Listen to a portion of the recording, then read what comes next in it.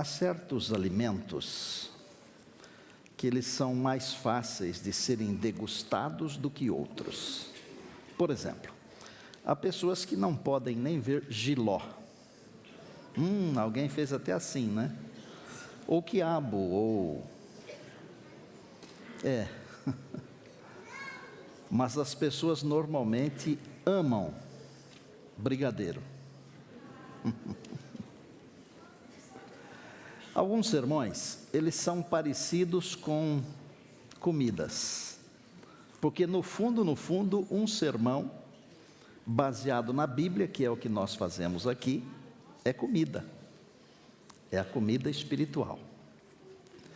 Alguns são mais fáceis de serem entendidos, portanto, digeridos, outros um pouquinho mais difíceis. E eu, depois de orar muito, eu resolvi falar sobre o orgulho adventista. Não se assuste, não. No final você vai agradecer a Deus por ter ouvido a mensagem de hoje. E você que nos acompanha, igualmente. Que nós somos orgulhosos por sermos adventistas. Alguém de vocês tem dúvida? Um dia, um indivíduo querendo me afrontar, porque é mais ou menos assim, né? Parece que é uma guerra, mas não é, porque nós todos estamos tentando caminhar na mesma direção, mas alguns encaram como se fosse uma guerra. E tentando me afrontar, ele me chamou num grupo que estava reunido e contou uma história, uma anedota para todos nós com a minha presença. Depois eu entendi por que ele fez questão de me chamar, para que eu estivesse junto enquanto ele contava a tal anedota. Ele disse que um anjo estava passeando com um grupo de crentes pelo céu, e de repente eles chegaram num lugar, e no céu tinha um condomínio muito bonito, assim, murado, bonito e tudo, e o anjo falou para esses crentes todos: agora aqui vocês têm que fazer silêncio. E eu fiquei observando aquilo, né? Ouvindo, para saber qual seria o final daquela história, né? O anjo disse aos crentes: façam silêncio aqui, porque nesse condomínio moram os adventistas, e eles pensam que só eles estão aqui no céu. Ele não me afrontou, mesmo porque é muito difícil balançar 100 quilos. Não é fácil. Mas muito mais difícil de balançar é quem tem uma cabeça centrada em Deus, na pessoa do Senhor Jesus Cristo. Falem o que quiserem. Que ilustração fantástica aquela, para eu entender uma coisa: nós somos orgulhosos como um povo. Quer ver? Encontrei a igreja verdadeira. Nós não falamos isso? Essa é a igreja remanescente. Essa igreja é o povo de Deus. É a última igreja. Está tudo certo, gente. Nada disso é mentira. Tudo certinho. Mas é isso o mais importante? Pegue a Bíblia aí, por favor. Apocalipse capítulo 1. Quero dar uma saudação muito carinhosa para algumas pessoas especiais que mandaram mensagem, que estão nos acompanhando em diversos lugares do mundo. Obrigado. Apocalipse capítulo 1, verso 3, ou terceiro verso. Aqui nós temos uma mensagem para a igreja. Igreja de um tempo, igreja de todo o tempo, igreja do Senhor. Bem-aventurados, capítulo 1 de Apocalipse, verso 3. Bem-aventurados aqueles que leem e aqueles que ouvem as palavras da profecia e guardam as coisas nelas ou nela escritas, pois o tempo está próximo. Isso aqui é uma introdução que o Senhor Jesus fez a João através do seu anjo, E ele falou algumas coisas aqui. Ele diz assim, ó: feliz, bem-aventurado é aquele que lê, é aquele que ouve, isto é, que dá atenção, porque muita gente lê, mas não ouve, não dá atenção. Mas o Senhor foi mais longe e falou assim: aqueles que praticam.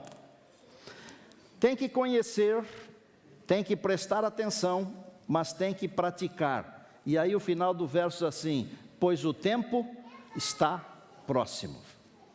O tempo está próximo. Por que é que somos adventistas do sétimo dia? Já parou para pensar? Ou você também vive uma crise de identidade? Quando nós aparecemos como um movimento profético, nós aparecemos com dois objetivos bem específicos, que estão dentro dos quadrantes do nosso nome: adventistas, os que aguardam o advento; do sétimo dia, os que estão preocupados com as leis do Senhor. Está correto? Nós perdemos a nossa identidade, porque nós não falamos mais da volta de Jesus. E quando nós surgimos há 170 e poucos anos, essa era a nossa conversa. Hoje não é mais. Nós entramos em parafuso. E ao invés de nós discutirmos missiologia, por exemplo, nós discutimos ordenação de mulher. 20 anos discutindo isso. Por quê? Porque perdemos a nossa identidade. A nossa identidade é pregar a volta de Jesus. E olha, não saia por aí falando que eu sou a favor ou contra, porque eu não falei nada disso de ordenação de mulher. Eu só falei que nós estamos discutindo isso. Se um dia alguém quiser saber o que eu penso, é só me perguntar e eu falo. Mas eu estou dizendo que nós temos coisas muito mais importantes para discutir. Jesus está voltando, e nós nos esquecemos disso.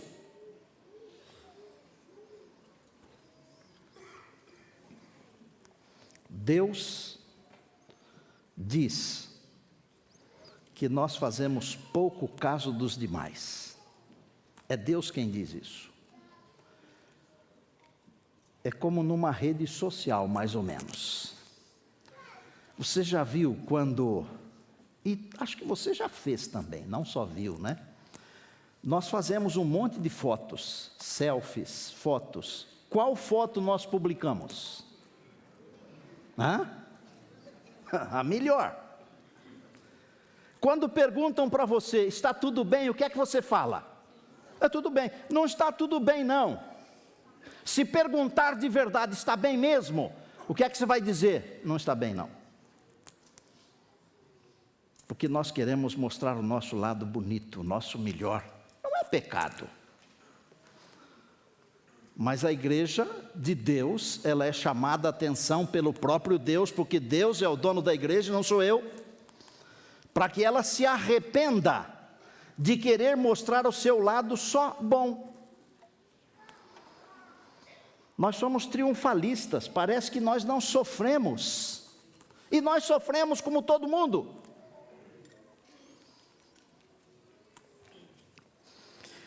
Quando Deus mandou escrever as cartas para as igrejas, que estão aqui nos capítulos 2 e 3 do Apocalipse, Deus estava preocupado com a sua igreja estabelecida com a primeira vinda de Cristo, e que nesta terra aqui vai andar até o dia da segunda vinda de Cristo.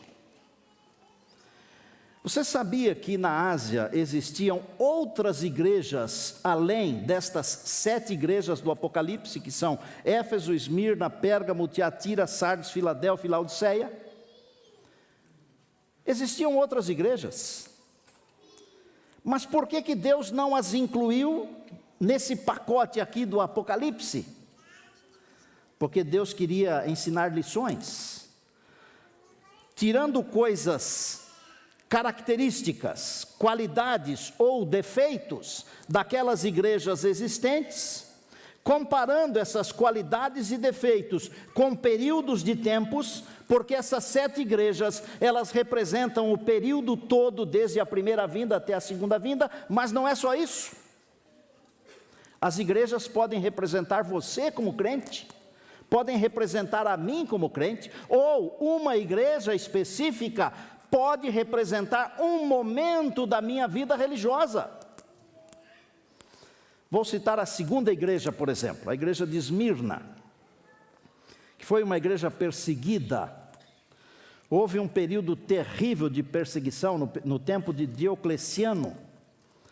E esse período de 10 anos, que deve ir de 303 a 313 mais ou menos, ele terminou quando Constantino publicou um edito de tolerância. Foi nesse período da segunda igreja que Policarpo, o bispo de Esmirna, foi queimado vivo. E com 86 anos de idade, disseram para ele: renuncia à sua fé em Jesus, fica livre.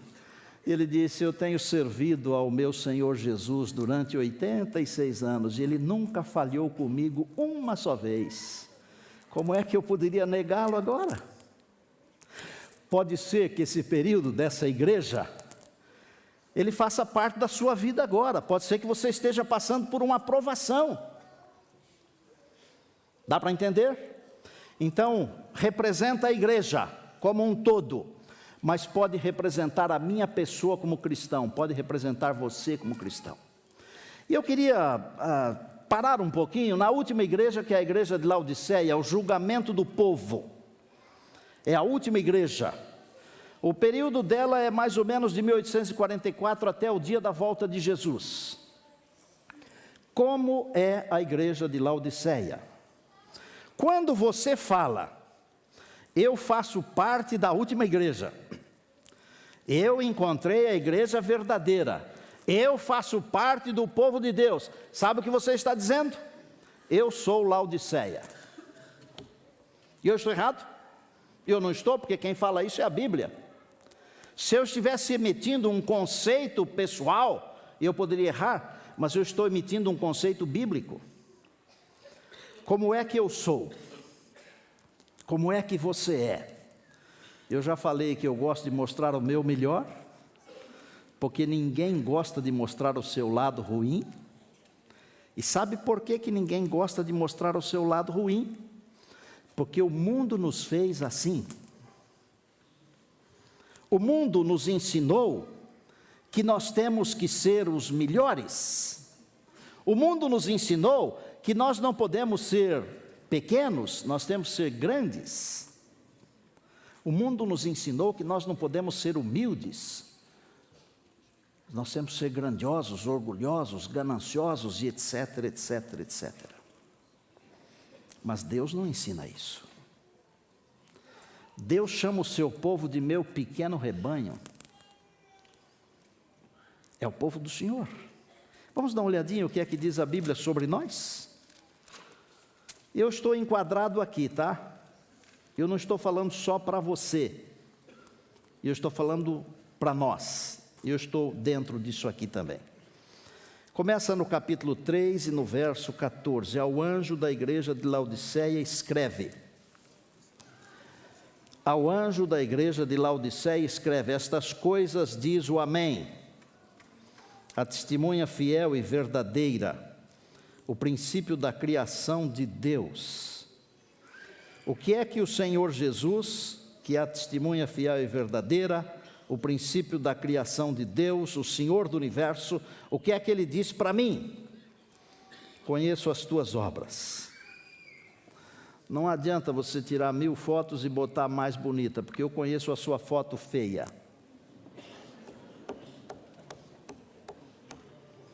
Não adianta você falar que é isso ou aquilo, porque eu sei o que você é. E eu não estou dizendo eu, pastor, sei o que você é, eu estou dizendo Deus, o Senhor Jesus. Ele está dizendo: você pode enganar quem você quiser, mas a mim, você não engana. Conheço as tuas obras. Como és? Não és frio nem quente. Quem dera fosses frio ou quente. Assim, porque és morno e nem és quente nem frio, estou a ponto de vomitar-te da minha boca. Pois dizes, vê se não parece o orgulho adventista, Estou rico e abastado, e não preciso de coisa alguma. E nem sabes que tu és infeliz, sim, miserável, pobre, cego e nu. Aconselho-te que de mim compres ouro refinado pelo fogo para te enriqueceres, vestiduras brancas para te vestires, a fim de que não seja vista a vergonha da tua nudez,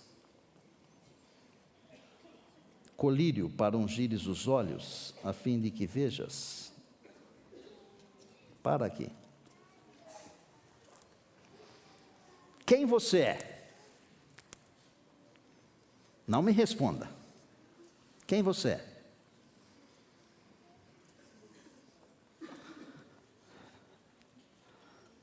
A gente pode enganar todo mundo, sabia? Por um pouquinho de tempo. Pode enganar um pouco de gente por muito tempo.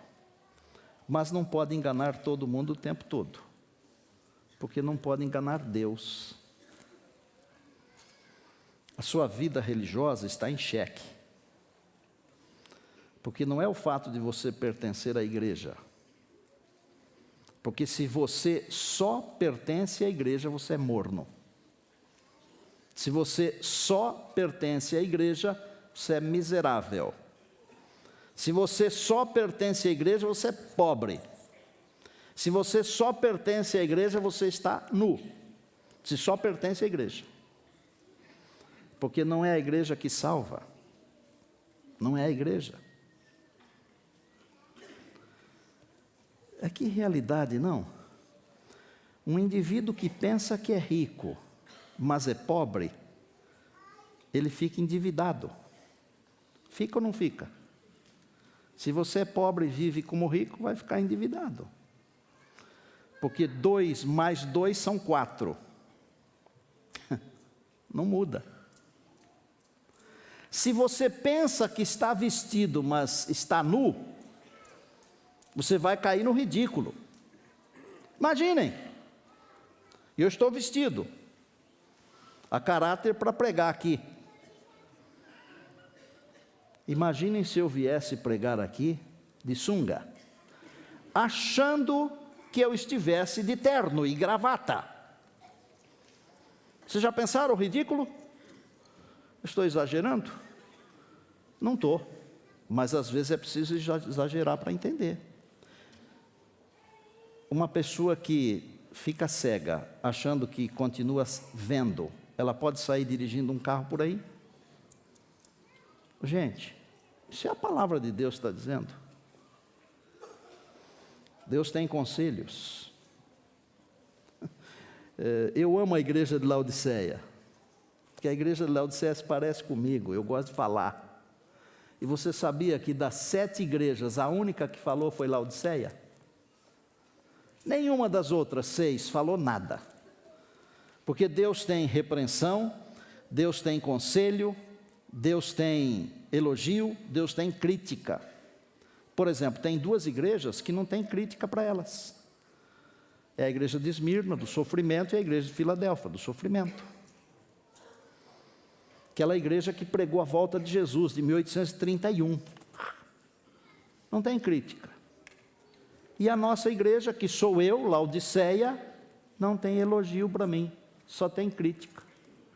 Mas também eu sou a única igreja que fala, não, Senhor, mas eu sou a última igreja. Eu sou a igreja verdadeira. Eu sou rico, abastado, não falta nada. Aí o Senhor diz assim, você é um coitado de um miserável. Precisamos tomar cuidado com as palavras. Porque às vezes as palavras, elas podem, para algumas pessoas, elas podem dizerem aquilo que elas não dizem. Tá certo? Então, por exemplo, esses dias atrás aí, não sei se foi domingo passado, acho que foi. Essas guerras dos juízes, promotores, essas coisas aí, desembargadores, né? Um chamou o outro de incompetente. Chamar de incompetente não está xingando. Ele está dizendo que não tem competência para fazer aquilo. É simples. Se alguém me chamar de miserável, eu vou ficar ofendido. Mas Deus me chama de miserável e eu falo, sim, Senhor, eu sou mesmo. Como que eu sou? Eu sou um miserável dependente da graça de Deus, mesmo pertencendo a Laodiceia. Você é um miserável, uma miserável. Depende da graça de Deus. E eu dou graças a Deus por estar em Laodiceia, que é a última igreja. Mas eu não quero ser vomitado da boca de Deus. Deus pega as coisas comuns e simples, por exemplo, para aquela igreja que Deus escreveu, você é morno. Existe um lugar assim, a uns poucos quilômetros, num alto, fora da cidade de Laodiceia, chama-se Pamukkale. Tem águas termais. E no frio de lá, na época do inverno, você pode ficar dentro da piscina, água quentinha, deliciosa. Só que lá na cidade, lá embaixo, não tinha água. E eles mandaram a água quente lá de cima. Mas quando chegava na cidade, não era mais aquela água quentinha, gostosa para ficar dentro. Mas também não era água fria, capaz, própria para você beber. Era uma água que causava enjoo, água morna. E o Senhor falou assim: você que é um cristão de Laodiceia, é igual a essa água aí. Eu tenho enjoo. Eu gosto de falar de um Deus que é amor, de um Deus que abraça, de um Deus que salva. Mas eu não posso olvidar a realidade de dizer de um Deus que um dia vai ficar cheio também de quem é morno. Eu posso falar umas coisas aqui, vocês não vão me apedrejar, mas também se quiserem apedrejar, eu vou falar o que eu tenho que falar. Você não é morno para o seu time de futebol. Não é.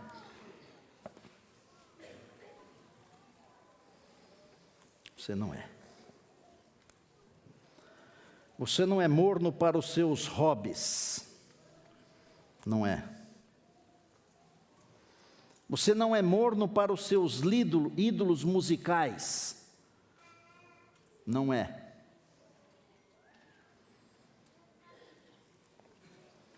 Você não é morno para academia, para regime. Não é morno.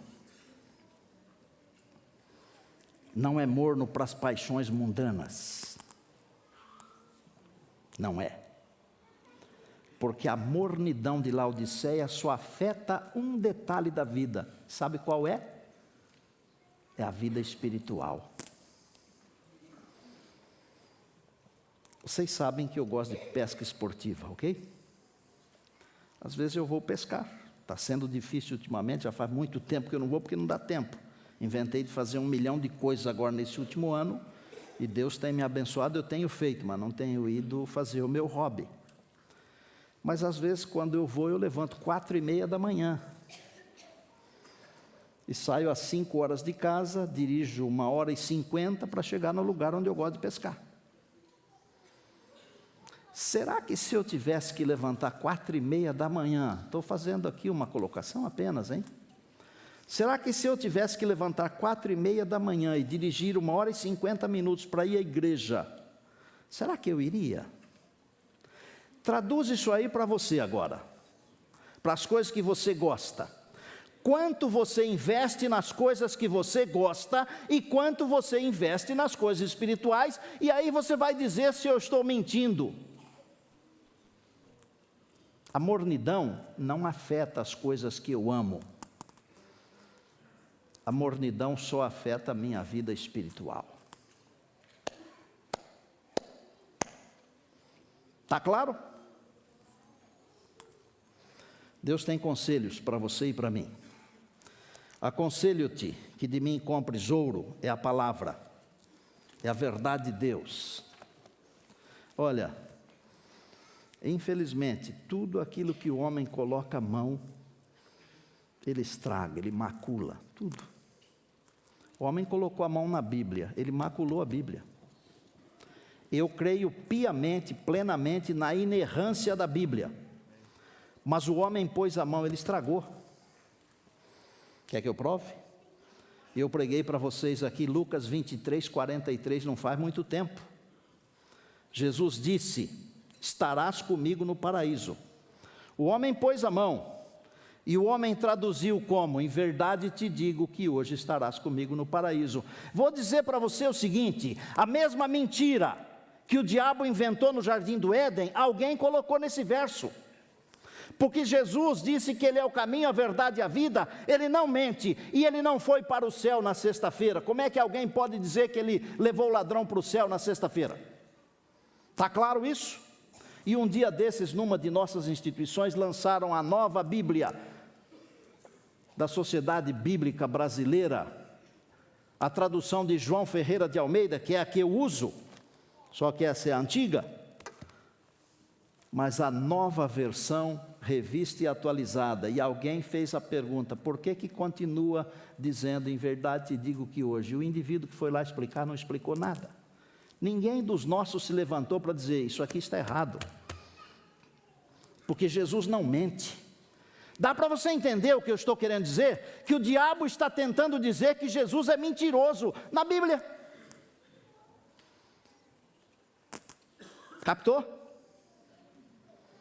Cuidado com tudo que o homem põe a mão. Nos causa mornidão. E onde que mexe primeiro? Na vida espiritual. O Senhor está dizendo para eu comprar ouro dele, que é a verdade, é o Senhor Jesus, é a palavra. Ele está dizendo para eu comprar colírio, para tentar enxergar o momento que eu estou vivendo. E vou dizer para você o seguinte: o momento é crítico. O erro e a verdade se misturaram de um tal jeito assim que precisa desembaralhar. A gente já não sabe mais o que é uma coisa e o que é outra. Eu estou terminando de preparar um sermão que devo pregar aqui no mês de agosto, cujo título é O Bom Caminho. Lembram daquele verso que diz assim: perguntai pelas veredas antigas qual é o bom caminho e andai por ele? Qual é o bom caminho? Dá uma olhada no que está acontecendo com a família. Qual é o bom caminho que a Bíblia ensina sobre família? Nós temos que nos levantar. Qual é o bom caminho que a Bíblia ensina sobre adoração? Eu citei um dia desses algumas músicas que começam e nunca acabam, a gente nunca sabe o que elas querem dizer. Parece que as músicas hoje, elas não estão preocupadas em adorar a Deus, estão preocupadas em contar a história de alguém. Nós estamos aqui não é para contar a história de alguém, nós estamos aqui para adorar a Deus.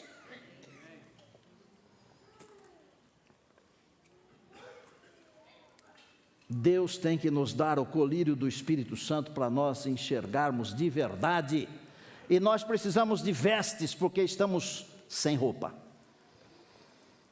As vestes aqui referenciadas representam a justiça de Jesus. Sem ela, ou sem as vestes de Jesus, jamais iremos para a eternidade. Você pode fazer parte do último povo, tá bom? Você pode fazer parte da última igreja, você pode fazer parte do povo remanescente, mas se você não estiver conectado com aquele que é o dono de tudo isso, não adianta nada. E o inimigo pensa assim, vamos entrar lá, na cabeça do inimigo, ele pensa assim: vamos deixar eles pensar que eles estão perto de Deus. Enquanto eles pensam que estão perto de Deus, eles não nos dão trabalho, estão perdidos. Porque meia verdade deve ser uma mentira inteira. Mesmo porque quase salvo também é totalmente perdido. Irmãos, eu não quero ser rude com vocês, mas eu posso dizer a vocês que nós estamos numa estrada que não é certa nem errada. Já viram aquele horário assim que vai anoitecendo, que as pessoas chamam de lusco-fusco? Estamos numa estrada que não é definida, é vaga, é imprecisa, parece que é sem destino. Um pouco de santidade e um pouco de mundanismo. Mistura o santo com o profano E vai indo. E esse sincretismo não dá certo. Misturar o santo com o profano nunca deu certo, não dá certo hoje e nunca dará certo.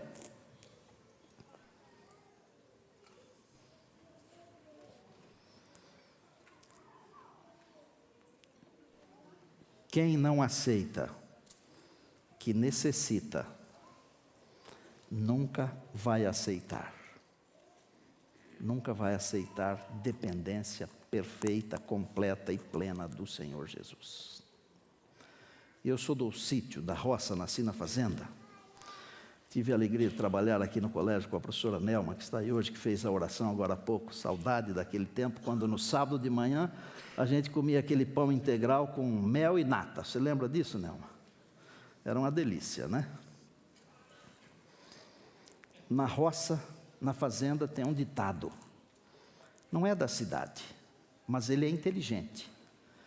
Diz que barriga cheia, goiaba tem bicho. Já ouviram? Sabe o que quer dizer isso? Que quando o indivíduo está satisfeito, não tem vontade, não tem fome, não quer saber de mais nada, pode ser a melhor coisa. Tem defeito. E quando eu me acho autossuficiente espiritualmente, eu estou em tremendo perigo. Laodiceia não é uma mulher, é uma igreja. Tem que sair da mornidão. Quem é pobre e vive como rico, não dá certo. Receita de Deus: ouro, colírio e vestes. Só isso. Ouro, colírio e vestes. O resto do texto diz assim, a parte final: eu repreendo e disciplino a quantos amo. Sê, pois, zeloso e arrepende-te.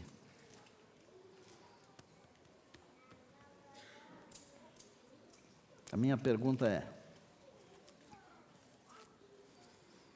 como é que você se sente? O que você sente é igual ao que você é? Ou é diferente? Porque por vezes eu me sinto de um jeito, mas estou de outro.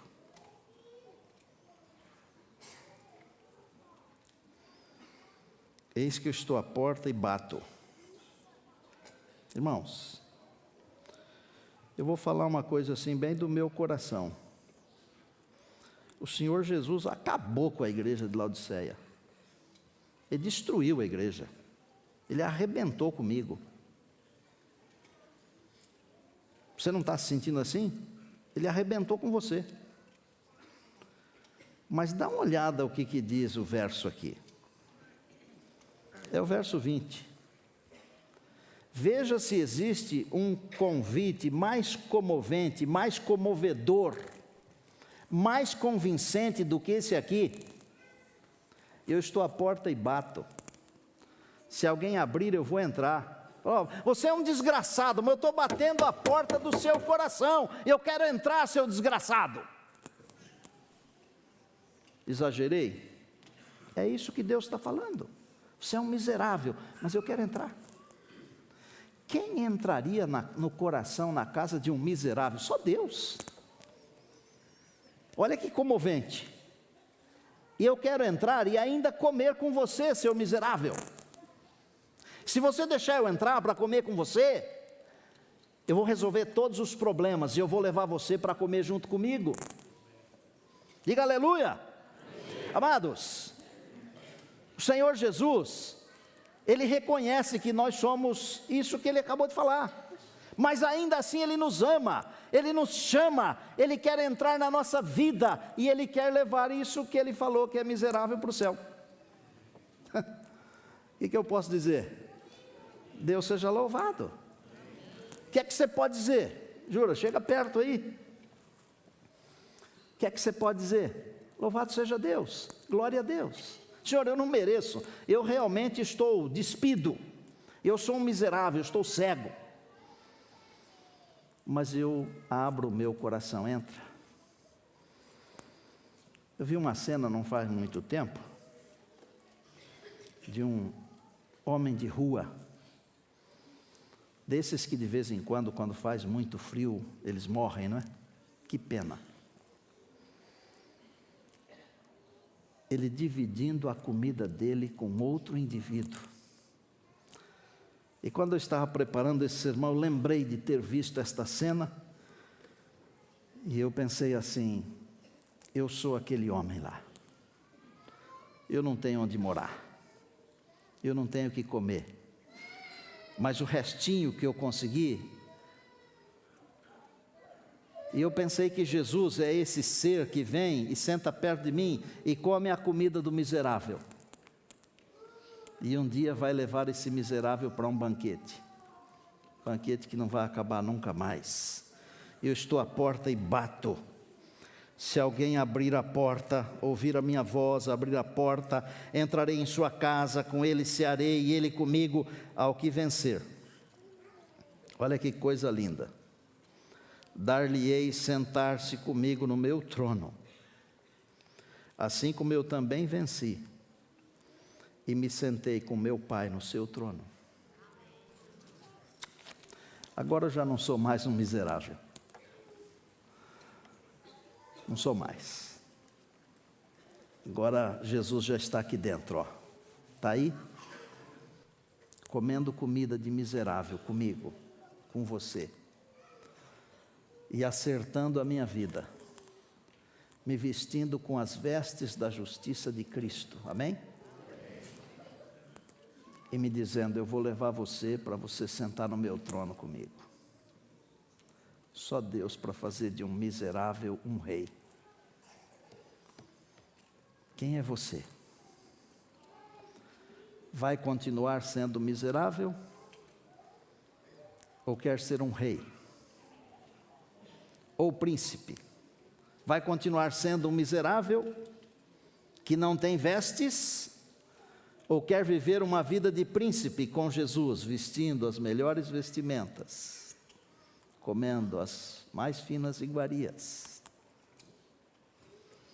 Eu quero orar com aqueles que precisam de Jesus para serem transformados de miseráveis em príncipes. Ó, o orgulho adventista não vai salvar ninguém. E eu já falei desde o começo que nós somos orgulhosos. E quão orgulhosos nós somos. Eu prego em todas as igrejas por aí, mas eu não deixo ninguém de fora pregar na minha igreja. Já viram? Eles me aceitam pregando, eu não os aceito. E eu não estou dizendo que é para trazê-los aqui para ensinarem heresias, não é isso que eu estou dizendo. Eu estou só exemplificando o nosso orgulho. Mas Deus que me conhece, Deus que conhece você, laodiceano, que é morno só para as coisas espirituais, Ele está batendo a porta e dizendo, eu quero entrar.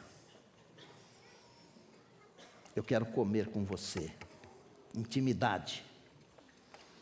E depois eu quero transformar você num príncipe para comer comigo e reinar comigo. E é isso que me importa. Aleluia. Se você precisa de Jesus para essa mudança radical, fique em pé. Ele está aqui, batendo, insistentemente. Não existe convite mais comovedor do que esse aqui. Não existe. Porque no fundo, o Senhor não quer nos vomitar. Ele quer nos transformar. Senhor Deus, aleluia, louvado seja o teu nome. Glória ao Senhor do universo pela palavra. Palavra poderosa que nos balança, mas que também nos mostra um Deus amoroso, que a despeito de todas as nossas deficiências, quer morar em nosso coração. E quer nos levar para a eternidade, para que reinemos com Ele para todo sempre. Pai querido, tira de nós todo orgulho, toda vaidade. e permita em Tua bondade que nós sejamos humildes o suficiente para aceitarmos as vestes da justiça do Senhor Jesus. Abençoa não somente o povo reunido aqui, como também todos aqueles que estão nos acompanhando nesta hora. Nós oramos em nome de Jesus. Amém.